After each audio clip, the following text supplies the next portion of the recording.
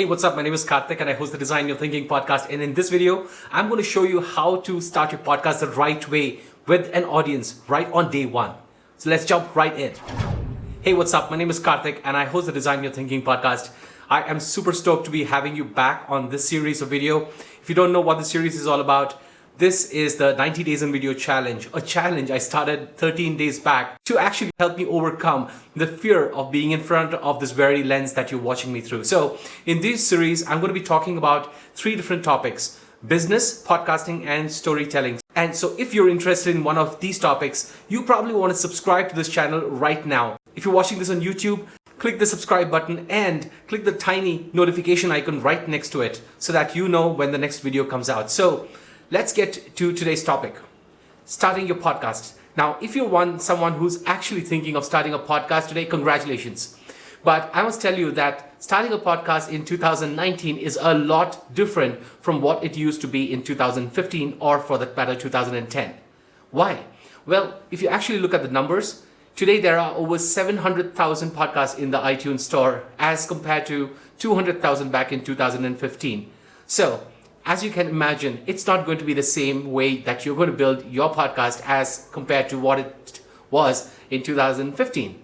Simply because finding your podcast today is like finding a needle in a haystack. So you don't want to end up being that needle in the haystack. So in this video, I'm going to help you with 3 steps, 3 simple steps, but super effective steps that's going to help you not just launch your podcast, but actually build your audience upfront so that you have listeners for your show right on day one.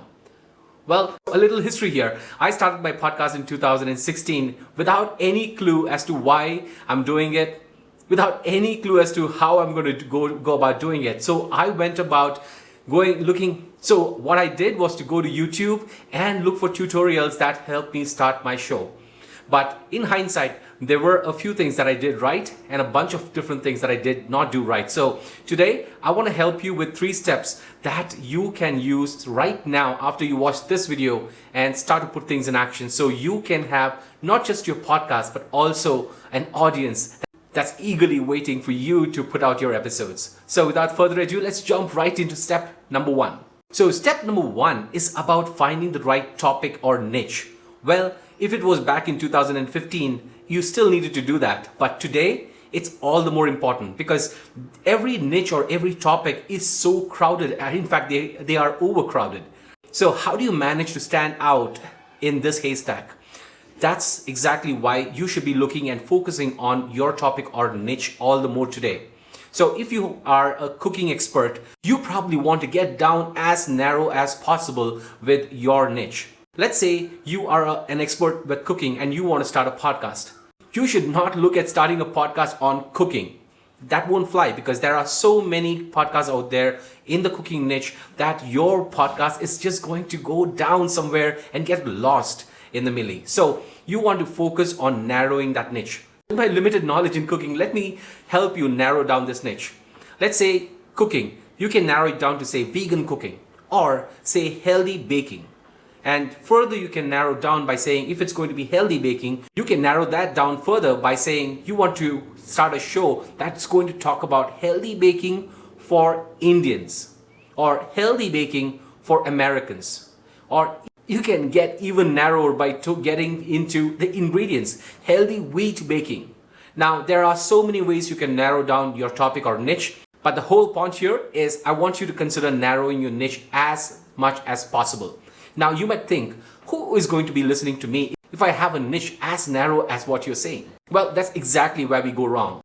There's no niche that is small. Every niche has enough people to listen to you. That's exactly where I want to remind you that to have a successful show, you do not need to have 1 million listeners. All you need is, like Kevin Kelly says, 1,000 true fans. So look at having a niche that's as narrow as possible. At the same time, make sure that that niche is something people are interested to know more about. So that's step number 1. Narrow down your niche. Step number 2. Build your audience upfront. Now, I know you're probably wondering what I really mean by saying that. Normally what happens is people get down to buying the microphone and then starting to record the episodes. But what I really recommend you do today is to first build your audience. Now you can extend what you did in step number 1, which is actually narrowing down your niche, and start to build your audience. Once you know that this is the niche that you're going to be focusing on, start putting out content. Start creating a conversation around that topic, and that will start to get you in front of all the people who are interested in that topic. It could be a simple blog post on Medium, or perhaps some blogging platform. Or maybe you have a YouTube channel and you want to start talking about that specific niche. Now, as you get narrowed down with your niche and as you start to create content, you will start to see magic happen. That's exactly when you start to see people reading those articles or seeing those videos. They will want to know more about that topic. Now, that's exactly where I want you to consider building an email list. Now, email list, well, emails, yes, people still read emails. I'm sure you have an email address that you keep checking in your phone. So emails are so relevant that people are still using them. So start an email list. Once you write an article or put out a YouTube video, tell people where they can go to get more such stuff, and create a landing page where you mention everything about that topic and get people to sign up with your email address.